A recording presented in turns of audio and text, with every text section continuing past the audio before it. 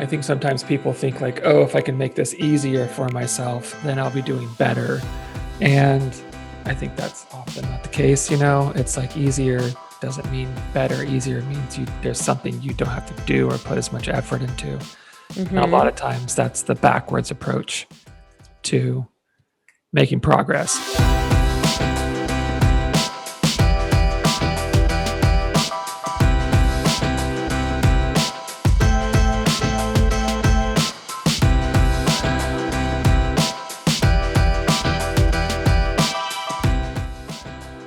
Hello, and welcome to Middleish, the podcast about moderation in all things. I am Erin Green. And I am Michael Gray. And good morning. Afternoon for you. Yes, I guess it is technically. We're 20 minutes into the afternoon. Barely. You were so close. Barely. You know what that means? I can drink? Yeah. It's beer 30. I need some whiskey. Where's my whiskey? I would not accomplish anything. I still stand by if we do any kind of celebratory alcohol. When? Maybe at the 1 year mark. 52. Yeah. Episode 52. Let's do that. Episode 52. We should probably go. It'll be sometime in June, right? Because that'll be our 1 year mark. Yeah. Okay. Yeah. Let's plan for like an afternoon recording, maybe a Friday afternoon. What about like 8 a.m.? We do a few shots. Let's clear the day. I'm calling in sick that day. We'll do like a live episode. People can jump on and ask questions. Heckle we'll just be hammered. Oh man. I think my days of being hammered are very much numbered moving forward. It is not fun for me. Yeah, I think my days of being hammered are over. Nope. I don't recover from that kind of stuff like I used to. And quite frankly, I don't, my body doesn't metabolize things the way it did when I was younger. And so I don't have that same kind of meter. Like when I was younger, I could really gauge like, okay, I'm right about at that tipping point. Like don't get any more. And now it's like, man, I go 0 to 60 and I'm just like, what happened? Crap. It's all those years of training where I like hardly, imbibed very much, but it's okay because I also, I'm kind of happy treating my body well and not putting it through that too often. I mean, hey, whatever you're into, it's fine. I know. No judgment here. If you're into health and being good to your body. Like taking care of your body, whatever. How are you? Not bad. The sun is shining and yeah, the birds think that it's springtime and I see a little more greenery popping through the ground. Oh, really? And it's in for a rude awakening because winter is coming at us hard this weekend. We're supposed to get several inches here in Boise. The possibility, depending on what the temperature does, you're supposed to get a few inches of snow. So, well, that's going to be interesting for like produce and stuff. If like things are starting to, because doesn't that affect stuff? Like if things start to kind of grow and bloom and you get a hard frost, doesn't it? Yeah, but I don't think anybody is dumb enough to put their garden in yet or anything like that. No, but I mean doubt like the fruit orchards trees and stuff. They probably aren't blooming. Yeah, I don't think they're that far along. It's just you start kind of feeling the earth come alive, which I love about springtime, when you just start seeing the trees bud out a little more and you start noticing like a little more color and green in your environment and the critters are all out and, active. And then all of a sudden winter comes back. And I mean, for those of you who don't live in Idaho, this is nothing new. And it's only February. We have a good like 3 or 4 months left of this mood swing of Mother Nature where it might snow in June. I mean, it's happened. Yeah, I can remember several times it's snowing in May. And it's been like spring for 2 months and all of a sudden it's like, nah, we're going to do this. Yeah. Okay. So clean out the closet, throw in leftover days that didn't get used. Speaking of cleaning out the closet, I was just going to throw out there that I'm really tempted to get rid of my office attire, my like work clothing attire. Because I don't wear it. Like it just occurred to me this last week. I got in my closet and I was like, I still have tags on some dress pants and clothes that I bought when I was working at the health department. And now I don't wear them. So yeah, that might be a spring cleaning project. I might. There you go. Yeah. There you go. It's always cleansing, right? Like get Cleansing. rid of, That's yeah, right. I know. I purge the keep closet. thinking we need to tackle our garage because, You just keep thinking about that because I that know sounds terrible. it is. Well, and two, like, so we're at the end of a cul-de-sac, and like the way the wind always blows down the cul-de-sac, like it comes down towards our house, right? And so like leaves and like little wrappers from kids Oh, leaving, Capri Suns or whatever, just like blow down into our yard. And then if we have the garage door open into our garage. So it's just like lovely. there's leaves and twigs and wrappers and you blow it out. And then 2 days It's later, kind it's of all like a back. It's big like, God. trash receptacle that way. It is. Yeah. Yeah. Which is, it's super fun. Lovely. It's awesome. It's wonderful. Yeah. Yeah. But we're supposed to get a cold snap too. Like this Monday, our low is supposed to be 29, which is like super cold Is for that here. really cold? Mm-hmm. Yeah. It's real cold for here. I was It's talking cold. with Don't be that, oh, is that cold for you? Don't be that person. It's cold. 29 is cold no matter where you live. Siberia. I had a client today that was talking about the polar vortex that's moving across the northeast and kind of the Midwest and Northeast I area think right that's what now. we're And getting, like is that a kind of what little you're bit. getting part of that? I think. I'm not positive. But yeah. It'll be cold for Bundle here. up. Yeah, when it's Yeah. 90% humidity, it's real cold. It's like wet Oh, cold. yeah. That's Yeah. bone chilling. I Mhm. didn't experience the humidity with the cold until I raced the Berkey, which is a Mhm. famous skate ski race up in Wisconsin. And I remember stepping out of the van, with my friends. We arrived there, we'd flown and, drive and whatever. So you're not out in the elements until we get to the race site. And we step out of the van and I was like, oh, like it took my breath away. And I was literally just like, Yeah. why is it so damn cold? Like bone chilling. I mean, Yeah. it cuts through every layer you have. Yep. Those Midwesterners are tough folk when it comes to winter. I am telling you. Yep. Yeah. Usually the humidity is pretty low this time of year, but it's been high the last several days. So I don't know how that's going to collide. It could be interesting because it's like 90% today. It's only like 62, so it's not bad at all. But Yeah. if it's 29 Well, and 90%, have fun with that. You're You're gonna be wearing earmuffs on our next recording, right? Your scarf, chattering teeth. I have to put on pants to record. Jeez. Yeah. Oh God. Just stay seated. I don't care what you're wearing. Just stay seated. I'm wearing shorts. Not like that. Like that. I'm at pants. Oh, Jeez, okay. I'm not here in my underwear. Just Come on. This is a checking. family show. Don't you remember I just said Is member. it? Don't you remember our episode about Goop? Like clearly it's a family show. Yeah. I mean, you don't shit and drop a couple F-bombs. Who cares, Yeah. Kids gotta Vagina learn. candle, whatever. Kids gotta learn. It's a different type of schooling that we offer here on Middleish for your kids. Still online. Yeah. So all right. Well, shall we introduce our topic today? let's do that. You want to do that? You want me to do that? Well, yeah. I mean, we can. Why don't I talk about it? Okay. Convenience versus effort. I'd like to know what you just like your decision process there. Did you play out like each of us introducing it like, yeah, I think I'm probably the best option here? Is that what just happened? No, what really happened was Michael actually put together the nice little like list of our kind of talking points today. And so I felt a little bit guilty, like I'm not pulling my weight around here. So I thought maybe I'd jump in and do, it's like the person in the meeting that doesn't have anything constructive to add to the conversation. And so they raise their hand and say something just really ambiguous and stupid. And then they're like, okay, I did my part. Everybody else can contribute now. That was me just nailed it.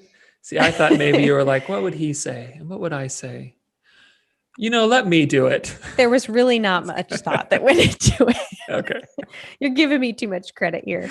All right.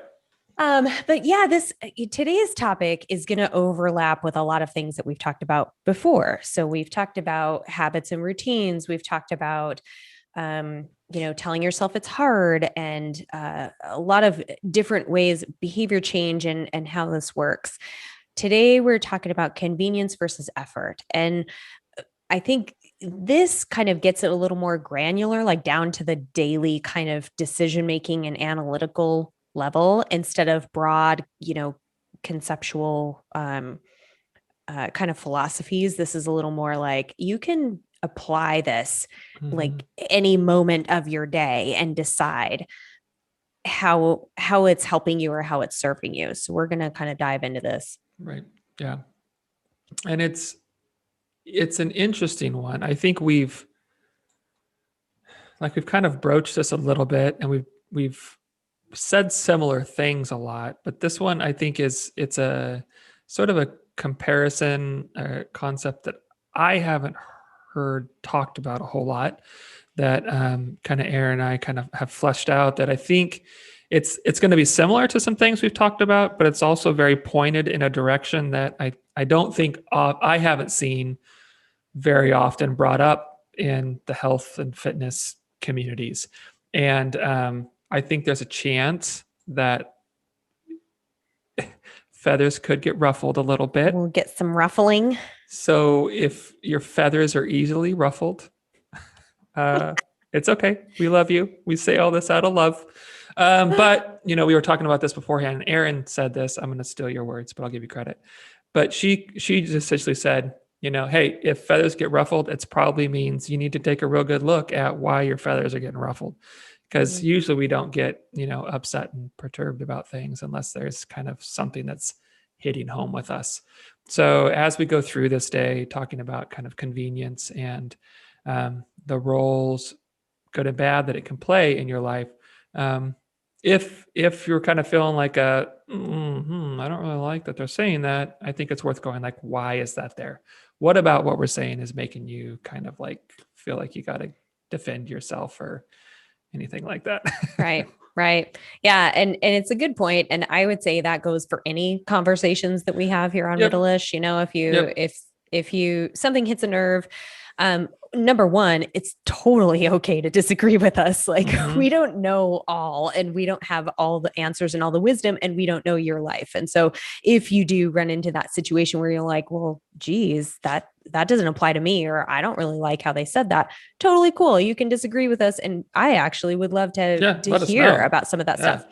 At the same time, I also think a lot of the things we talk about and the whole concept of Middleish is that it's not either or. Right. It's not you either. And I think this is where the diet and fitness industry kind of gets it wrong a lot of times.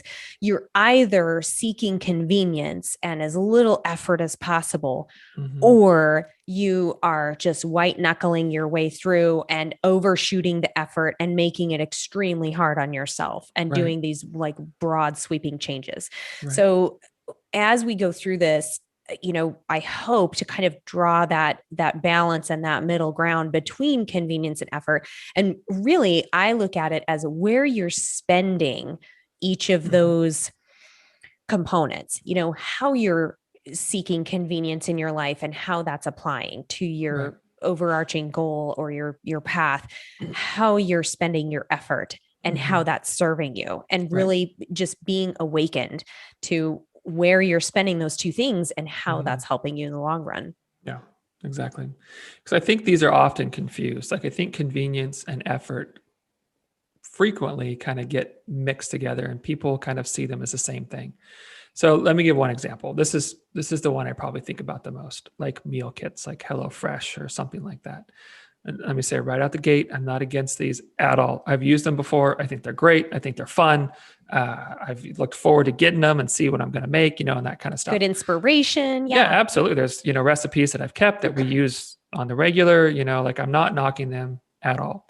But I think a danger with those can be like, okay, so I'm kind of outsourcing, my, say, dinners, right? And some is just getting sent to me, and I just kind of plug and play, follow directions. Here's dinner. In and of itself, not anything necessarily wrong with that. Okay. I think it can be really beneficial if we use the time that we've saved, we use the convenience of that to support our goals, right? To support where we're wanting to go, or the time that we've saved to put that into other things that are going to make us a healthier person, whether that's, hey, I grocery shopping is a lot shorter for me. So instead of, spending an hour at the store, I go work out for 30 minutes and then I go to the store for only 30 minutes. Or, the time that I save, I spend that with my kids or, whatever. Like if we're Yep. using that in some way to support our lives. But I think where it becomes dangerous is when it's just convenient for the sake of it just being easier, right? Mhm. Like, I just don't have to like meal plan for the week. I don't have to like, make as big of a grocery list. And it's just easier. It's just more convenient to do this.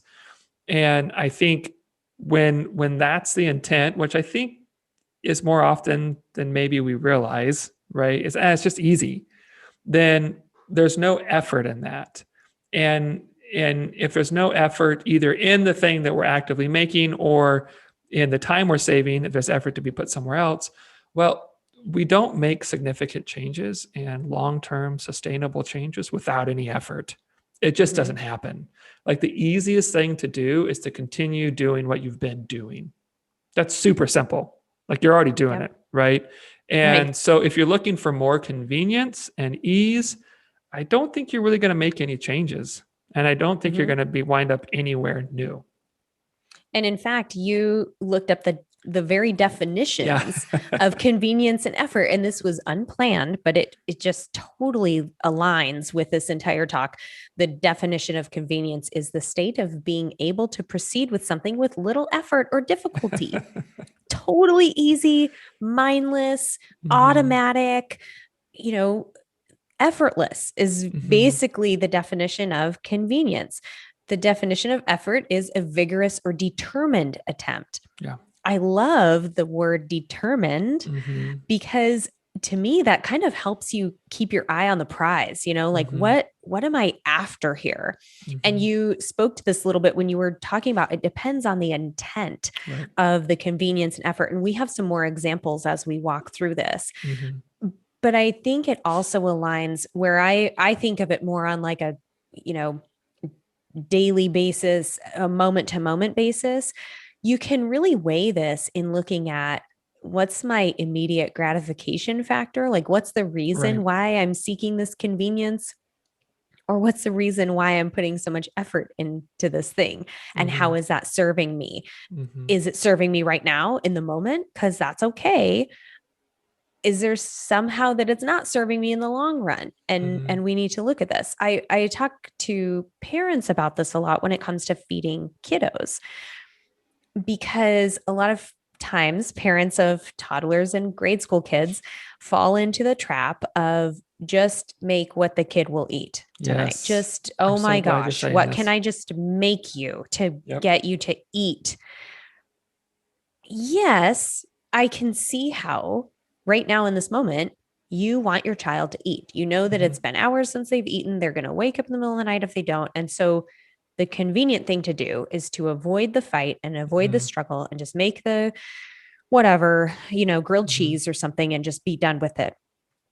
However, it takes some effort and a determined attempt to hmm really work on the long game, which is how do you help your child become comfortable with this world of food that's variable and new and different tastes and smells, and to really try it out and explore this? And when working with, it's called the division of responsibility, this concept that the parent provides the food and the schedule and the structure, and the child decides whether or not they eat, how much they eat. When working with parents on this concept, man, it's a constant, like, meal to meal, day to day, you know battle of convenience versus effort. Like, and sometimes convenience totally wins. You're like, hmm I don't have the energy to fight with my kid tonight. They just need to eat so we all can go to bed or whatever, and we can just have an easy night. And that's Cool. fine Yeah. at Be real times. with yourself. Be At real times. about Yeah. the intent behind hmm this and the purpose. And then, you know, the effort needs to come in at some point, and it could be hmm the smallest. Like, you don't have to overhaul your entire approach to family meals using this example, but the effort on one specific thing. It might be one particular meal, it might be one particular food group or type of food, but putting that effort in with intent, I think can really, after a while, it's not going to feel as hard. And we'll Yeah. talk about that too. Yeah. And yeah, okay, I have 2 points I want to make. Okay, let me do this first. Good stuff. I'm glad you brought that up because I think that's a really good illustration. Because like, yeah, we have to look beyond the moment of how is this impacting us in our other areas of health, right? And how is this, if it's a repeated behavior, how is this impacting us long term, like Aaron said? And using that examples with kids, like if it's always convenient and if it's always what's easiest and just what they want, well, you're going to have a kid who grows up, one, with a very limited scope of nutrition, right? Like we need to eat diversely because different foods offer different things, so we need to eat a variety of things on a regular basis. If your kid's eating the same things all the time, well, nutritionally, they're not going to be real sound, right? Their body's going to have some deficits, and that can lead to some very unfavorable things. It also is really going to impact their routines, behaviors, choices as an adult, you know? Yeah. And so sure, it can be really easy in the moment. I mean, there's a reason we have chicken nuggets in the freezer because sometimes that's just quick and easy, and that's what you need. Yep. Right? There's nothing wrong with that. But if that was the choice all the time, what's easiest, well, now we're really establishing some things that are going to play out in some really unfavorable ways, and I get it. As a parent, Right. sometimes it's just like, oh my God, it would just be so much easier to just do this. And it would in the moment. It would not be easier in the long run. Same goes for our health, right? We like to look at what's easiest right now. How can I just like get something that's a healthier meal into me without any like real effort? And that may work well in the moment, but how does it play out long term? We really got to look at that. And again, that comes down to, like we've said a couple of times now, the intent. What's the reason behind doing this? Because I know a lot of people who have signed up for, meal kits or like a meal service, have meals delivered that are just ready. They just got to heat them up. And the only reason they're doing that is because it's just easier, or I don't like to cook. And it's like, okay, but what's the trade-off? What's the trade-off here? And how is this going to enhance your life? And how is it going to teach you how to plan and invest in yourself and to have some grit and some discipline? Because you need all those things if you're going to do this long term, and if you don't have those things, it's just easier for the sake of it being easier. And okay, you've accomplished your goal, but outside of that moment, I don't know that you're really doing much. Right. And I love that one of the quotes you put in here was, easier is where we should end up, not where we start. Right. I think that's a really good point to illustrate that, the effort isn't always going to be there for that thing. In fact, I was just listening to a great podcast on Brene Brown's podcast where she had this neuroscientist on there. I wish I could remember his name, but he was talking about how your brain physically changes as you learn new skills and as you have conversations with people and as you do things. And so that's why it seems easier once you know a skill or a new language or whatever. It becomes easier with time. And this has got me thinking about, man, like, for me, just putting meals together is really freaking easy. I mean, yes, it's my job and my career, but I've also done it for so long. And I just have sort of fallen into that routine that if anything changes that typical routine or how my day is lined up, it really requires some effort for me to rethink how I'm going to do this, or it's the new recipe or a new ingredient or new method or something like that. So I think it's important to remember that the easy way isn't where you start. Right. Sure, there are things that we can do to make the effort manageable. And I think that's a good point too, that some people really, I mean, they are driven by like high effort, monumental undertakings. Other people are not. Like, they get overwhelmed and they just stop in their tracks and they quit, or they're done and they get really frustrated. So I think it's important to manage whatever effort that is as you move into your new routine or your goal or your thing you're going to work on. But it's not where easy isn't where you start. Right. Yeah. And that's how I mean, that's what we've talked about. That's how we build habits and routines, right? Like we want to get these healthier behaviors to a place where they're just more automatic, you Mm-hmm. know, but we don't do that without building them. Building is an action, right? Building takes effort, time, like it labor, like it that's how you build something.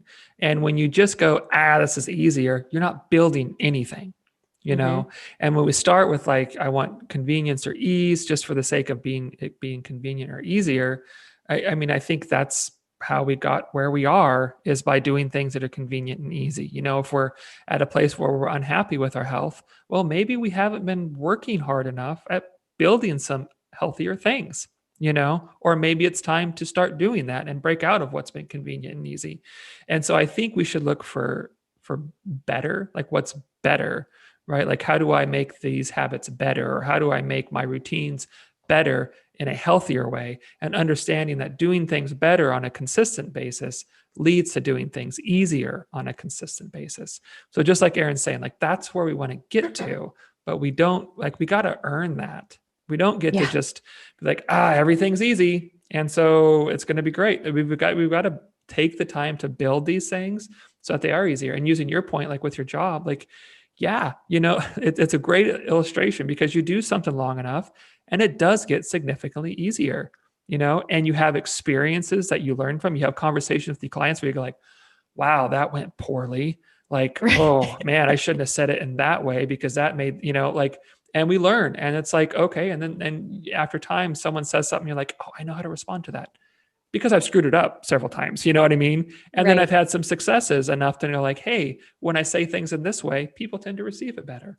You know, when I Right. use this illustration, people go like, oh, I get it. You know, and but that's after doing a lot of work and effort. It just becomes easier.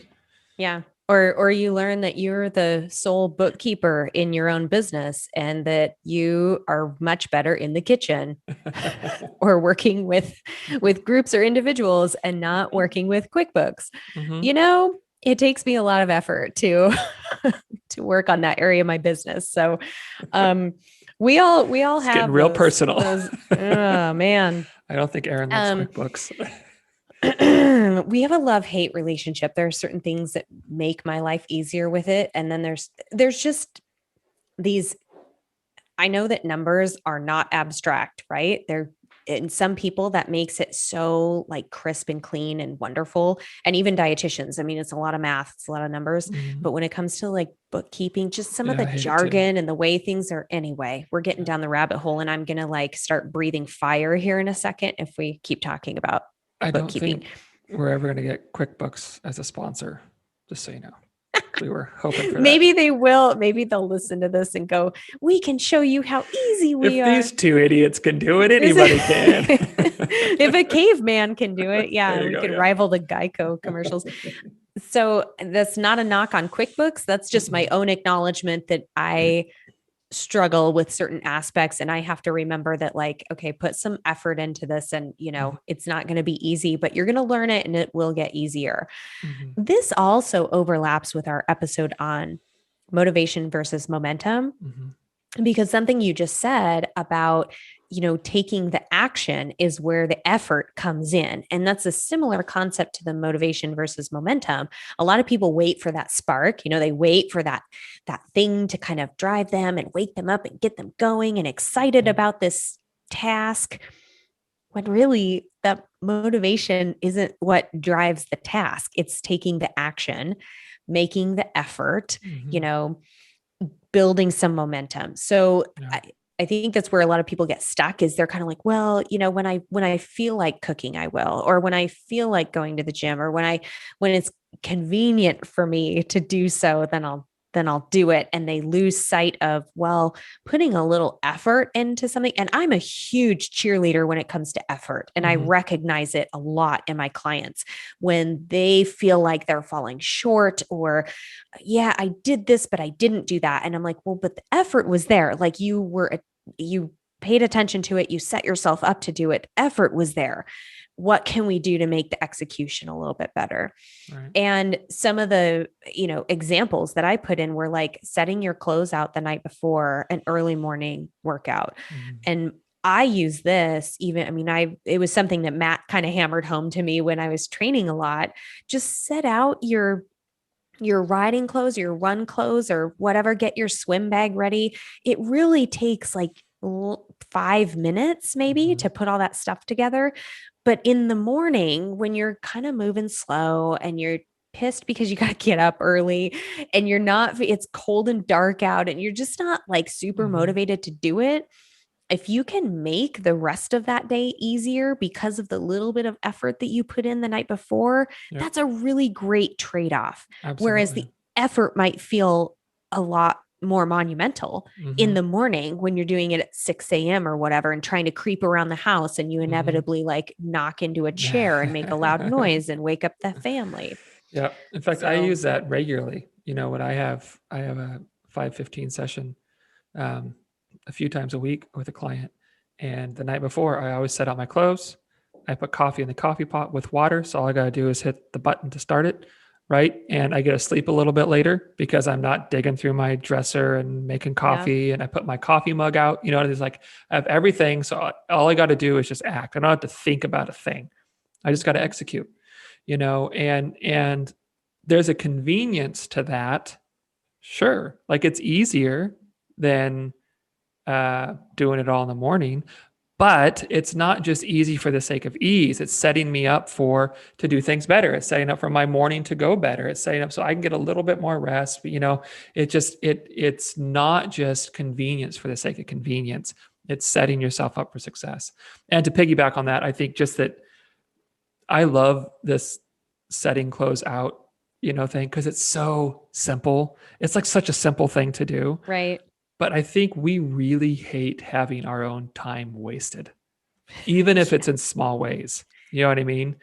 Like our own time and money wasted. We don't like that. And so if we've taken time to set something up, if we've spent money on meals that we've planned for the week, or maybe done some protein or veggie prep for the week, we're a lot more likely to utilize these things because we don't like to waste our own time.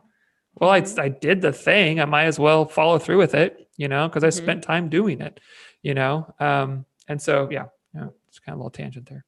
Yeah. No, no, I think this all interconnects. And another example of that is like the meal planning. And Mhm. to your point of not wanting time or money wasted, I just had a conversation with a client earlier where, we were kind of talking about how can we set up weekends to be a little more like weekdays, because the weekdays were planned out really Right. beautifully and they just, you're going to work and so you have your lunch kind of packed and ready and you have your snacks sort of prepped, and this person was really good at that stuff, but then the weekend would come and it was kind of like throw it together and go with the flow type of thing. Well, spend a little extra time making a larger portion of whatever you're making for your weekday meals, or maybe spend an extra evening cooking so that you have leftovers for the weekend. Mhm. You're less likely to just disregard that food that's already prepped and ready in your Mhm. fridge, because you'd be wasting money if it goes bad and you have to throw it away. Plus, you spent money on maybe eating out Mhm. or going through a drive through or something when you've got perfectly edible and easy, convenient food in your fridge Right. because of that preemptive effort that you put in. And then the time thing is very different too. So if you come home from the grocery store and you've got extra time on the end of that grocery trip, and you can, you know, cut up some veggies for the week ahead, or you can, maybe you get inspired to make a marinade or a batch of hummus or whatever. You want to Mhm. cook something right away. You're kind of in the mode. And so that time is used much more efficiently versus you put all the groceries away. Maybe you forget about that head of lettuce that you meant to chop up, but then you got to take it out later and you got to pick out the brown bits and you got to wash it and then you got to dry it. And blah, blah, blah, blah. All of a sudden your time has kind of gone Mm. into an exponential type of factor Right. versus if you just came home and used that time efficiently. And so I think both of your points about time and money Mhm. being wasted, though, that's a good example of how you can I'm telling you guys, these little things add up. They do, Absolutely. because I've experienced them myself, and then I've experienced them through clients just Mhm. explaining these kinds of tactics.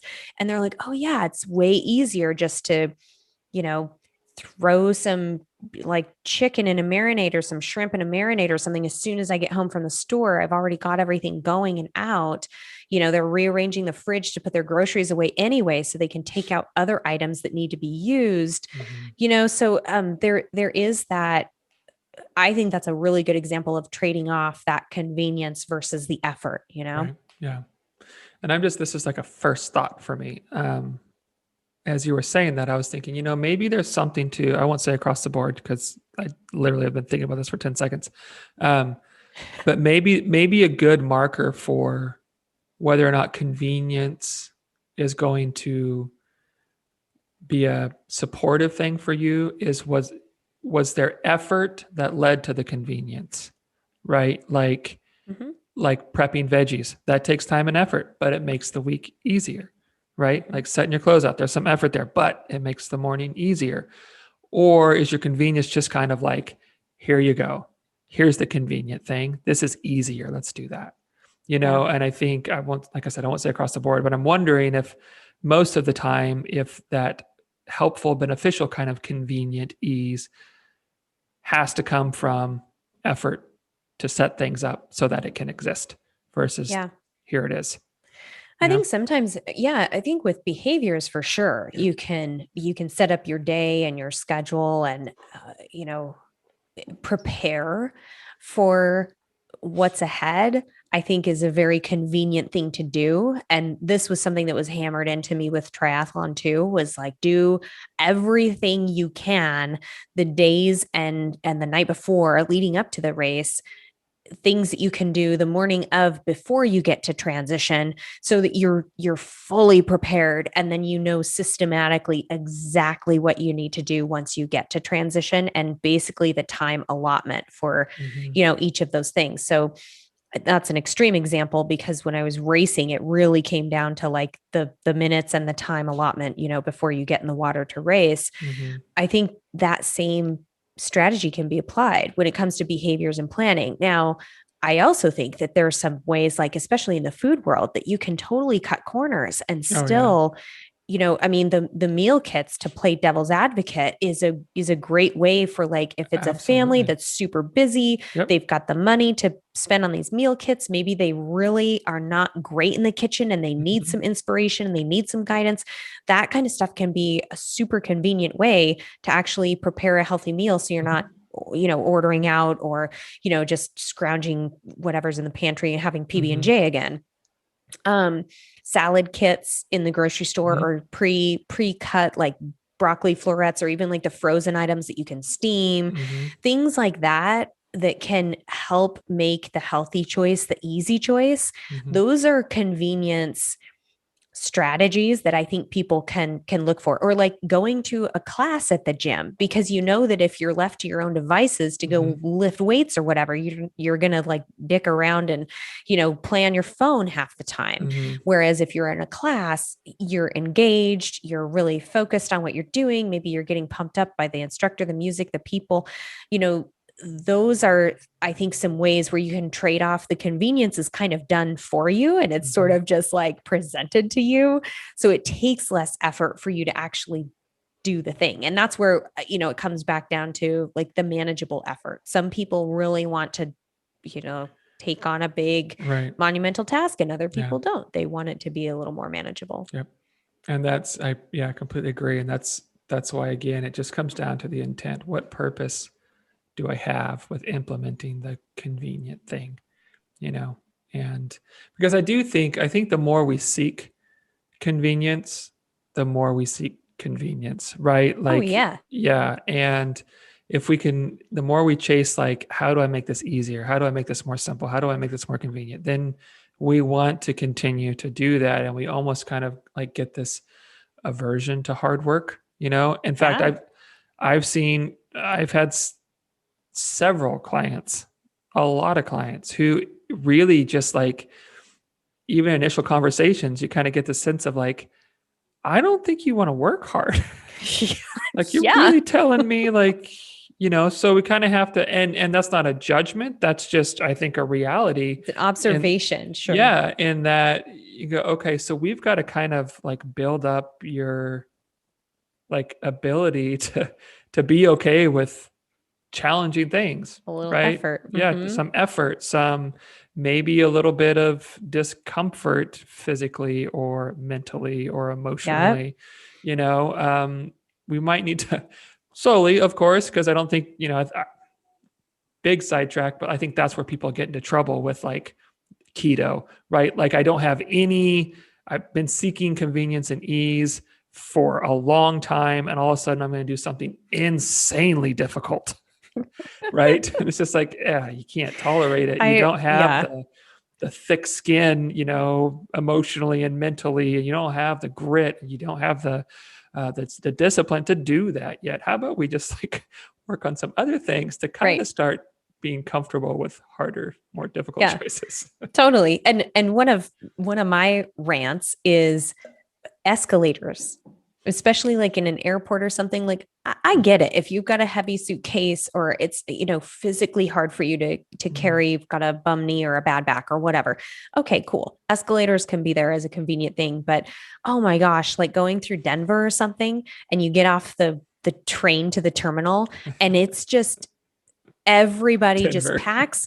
And geez, in They have the America, most escalators.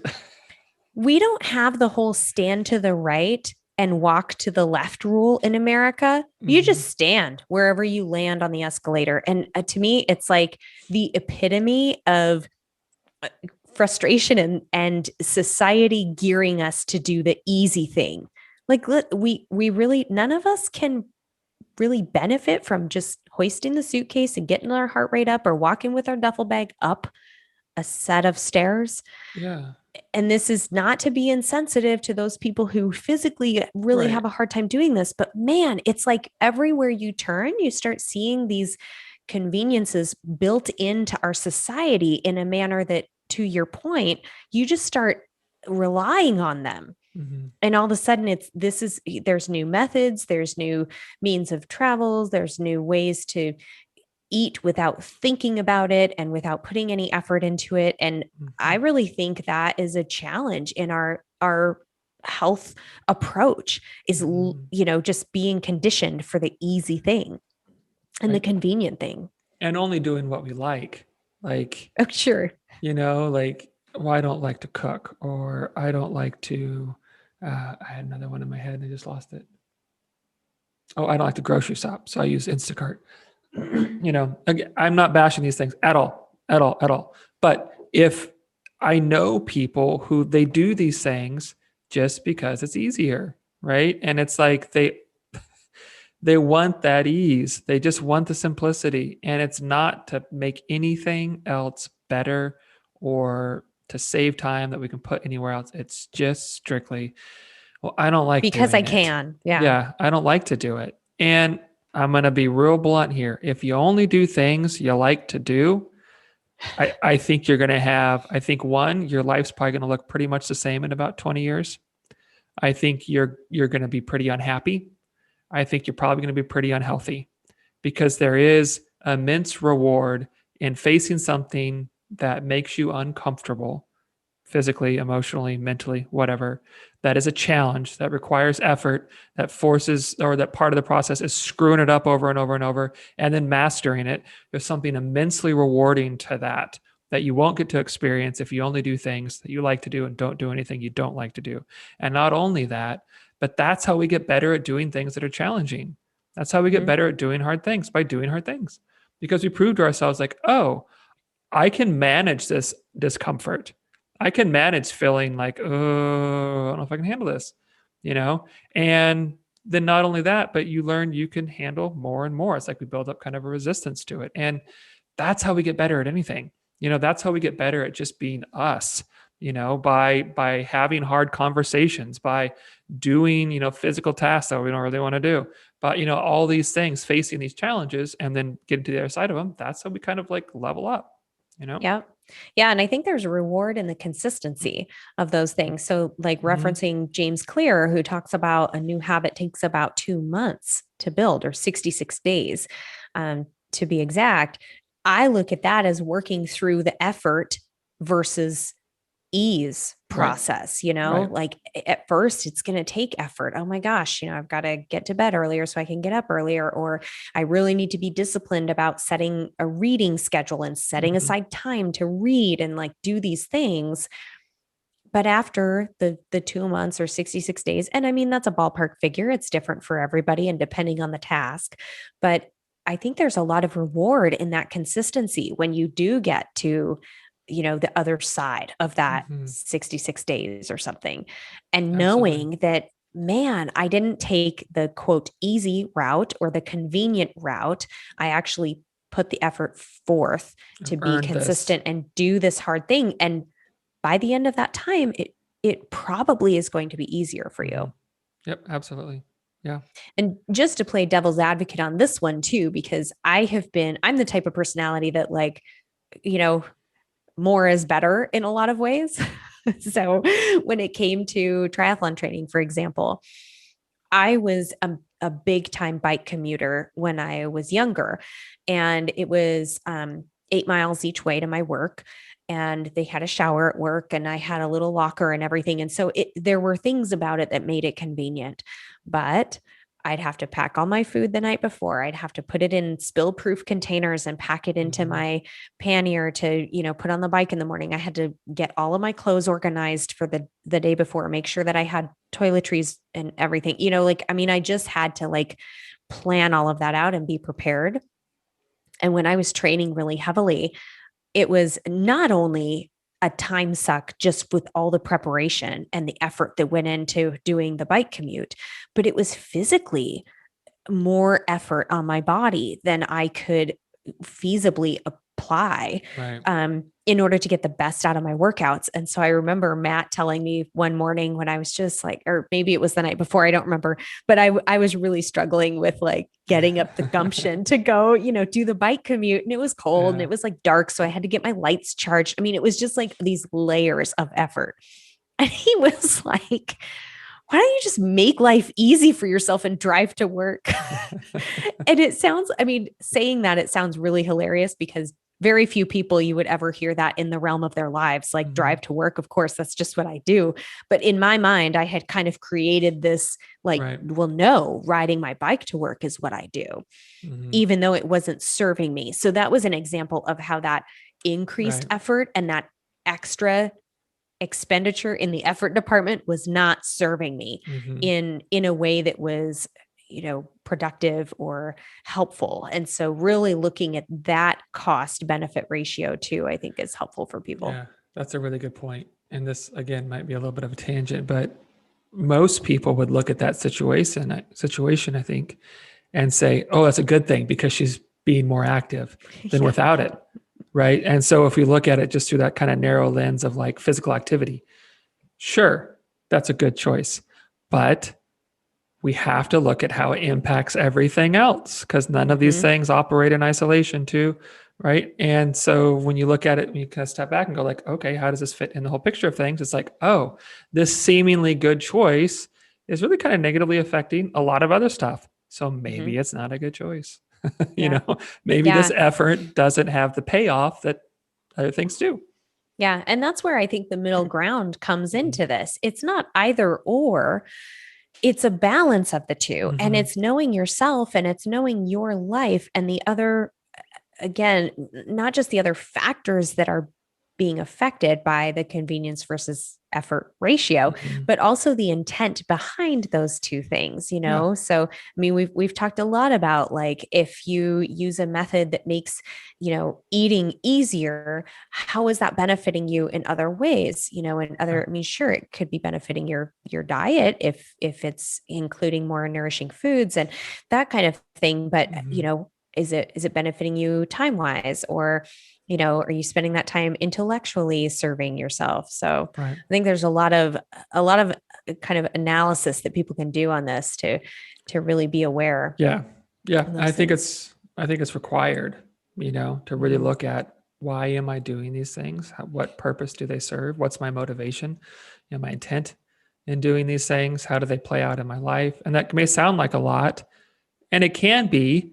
I think that's why it can be helpful to have a coach or someone to walk through that stuff with you, because it can be overwhelming. But I think not doing that is the choice most people make, and Mm-hmm. that's why things most often don't really get any better. So They I'm don't find curious, themselves in healthier places. right? Yeah. Yet they're spending a lot of effort. A lot And of they're like, effort. why is it not getting easier? Why am I not getting better? Yeah. I'm curious about your bullet point here that talks about outsourcing success and responsibility. What were you Oh, thinking there? yeah. So I think that this may be a little bit like hair splitty here, but I think a lot of us, or a lot of times, we tend to rely on something external for success, right? Mm-hmm. Like hiring a coach, or this online class, or this fad diet, or a spouse to keep me accountable, that kind of thing. And I think there's a convenience there in that it's not my responsibility.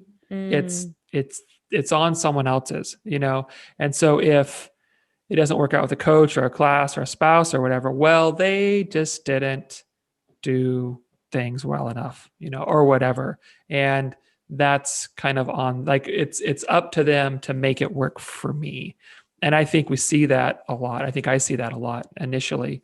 Um, but it's easier and more convenient that way, I think, rather than doing, okay, I'm responsible. I have to be the one to make sure that I'm doing the things I need to do to be successful. That was kind of yeah, my which thought there. takes more effort for Mhm, yourself to really mhm. take that responsibility and own the success. And that might even be, related to the fear of failure Mhm. discussion that we had a couple months ago, Yeah. where you're right, it is easier to sort of, rely on others Yeah. so that you can maybe avoid that icky feeling that comes when we believe we have failed or fallen Right. short, or Yeah. we're afraid of the effort or that Mhm. extra um facing the hard thing that Yeah. it's going to take to get where we want to be. Right. So yeah. It's because it's easier to say, "Oh, I haven't worked out this week because that class instructor was sick," Mm-hmm. as Mm-hmm. opposed to going Totally. like, "Oh, okay, so that fell through. What can I do? Because I'm Yeah. responsible for myself and my own actions." Yeah. Like, that's harder, right? But Yeah. it's easier to just go like, "Oh, he's been sick all week, and I just have not got to work out at all." And And I would point out that this is a really helpful example of, if you keep the effort manageable within yourself, if shit hits the fan, you're way more capable of handling that and Mhm. thinking on your feet. And maybe you have a little extra effort to spend Right, in that situation to make it right. right, So if you've kind of chosen this as being, okay, this is a manageable amount of effort to make it to this class. Okay, the instructor gets sick. That throws a wrench in things. The easy thing to do might be, oh, well, yeah, okay, I guess I get a day off.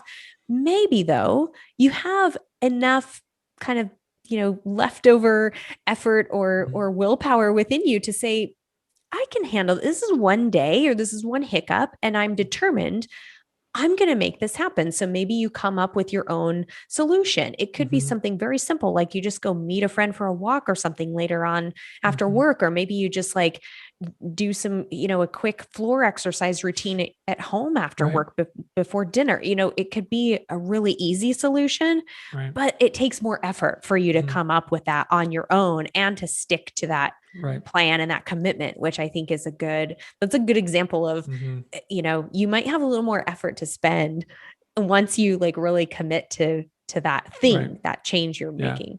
And I would say, just to tweak what you said, just a touch, I wouldn't say if, I would say when shit hits the fan, because it's Yeah. going to. Like, right, Totally. like it's going to. And people who are long-term successful, they haven't figured out how to avoid those situations where things kind of fall apart. They've learned how to like persevere through them. Mhm. And so if it's inevitable that things are going to go wrong at times, things are going to go off track, things are going to happen that are unexpected or throw a major wrench in things, if you have a history of being able to adapt and problem solve and keep moving forward, well, you can do that better because the rest of your life is going to be filled with things not going like wrenches getting thrown in things. And if you Yeah. can develop that skill of putting effort and adapting into those situations, well, hey, look, you're probably going to be successful long term. Yeah. Yeah. Yeah. All I right. think that's a great capstone to our Is talk that it? today. Long-term stuff. Do you have anything else you want to talk about? No, I don't. Do you? I I think we think we kind hit of, it all. And yeah. I think I'd end with just encouraging people to build some awareness around a situation. The next time you're encountering that effort versus convenience thing, it might be the Mhm. next time you go to the grocery store and that whole trick of park further away in the parking lot, Right. takes a little more effort. It's less convenient, There are but people who get angry if they have to park far away. It's like, oh because you have to geez. walk. At my I have a quick story about that because this was one of my like along the escalator situation where I'm just like, oh my gosh, this is like the epitome of human laziness. At my old work, an email went out. We had this email blast where they could ask the director of the health department a question and he would answer it, periodically every week or two. And somebody put in there, why is it that the people that are using the north door to the health department park in the east lot? Because we have, and this, okay, the parking lot is not big at all. Like it is not like a shopping mall parking lot where you're Mhm. walking. I mean, literally, I think if I parked the furthest spot away from any door at the health department, it would literally be less than a minute walk and at a slow walk with a bag on my shoulder, right? Like I'm Mhm. not hustling. And I read this email and I read it again. And I think I read it a third time, just going like, is this person serious? Like I really thought it was a joke. Like, and this is before I watched The Office. Otherwise, I've been like, Jim, where's Jim? Where's Jim Halpert? He's playing a joke. And the director answered it very diplomatically and with a little empathy. But I saw him in the break room later and I was like, what was that? And he just shakes his head and he's like, I don't even know. But to me, it was like, man, that person, that's the type of person, and it was anonymous. So I have no idea who wrote it, but that's the type of person that probably doesn't want to do an inconvenient or hard thing. Right. Really. Yeah. Has a real aversion built up to Yeah. it because, Yeah. and again, not to assume things, but there's a good chance that maybe they've been seeking convenience and ease for a long Yeah. time. Yeah. So I would encourage you to look at some of those examples in your own life and, take take a little snapshot and see if there's somewhere that you could either meter back the effort in order to be present for other things or maybe be more consistent and successful, or maybe uptick in the effort because you're always seeking convenience and ease. Mhm. Yeah. That was a good capstone. Okay. You told me mine was, but then you kept going. So I was like, maybe you shouldn't really mean it. I That was a ramble, great way sorry to guys. end. But you know, it's a better way to end. Me.